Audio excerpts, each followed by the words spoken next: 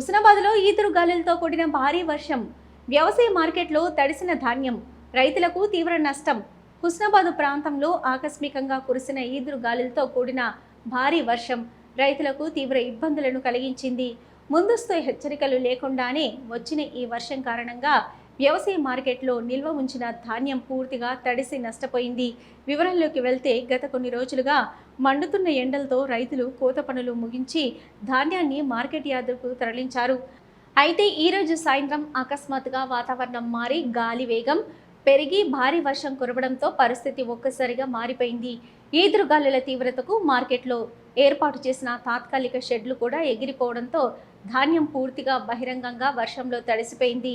Market యార్డులో వేలాది క్వింటాల ధాన్యం తడవడంతో రైతులు ఆందోళన వ్యక్తం చేస్తున్నారు. తడిసిన ధాన్యం నాణ్యత తగ్గిపోవడం వల్ల సరైన ధర రాకపోవచ్చని వారు భయపడుతున్నారు. కొంతమంది రైతులు తమ కళ్ల ముందే కష్టపడి పండించిన పంట నష్టపోవడంతో భావోద్వేగానికి లోనయ్యారు.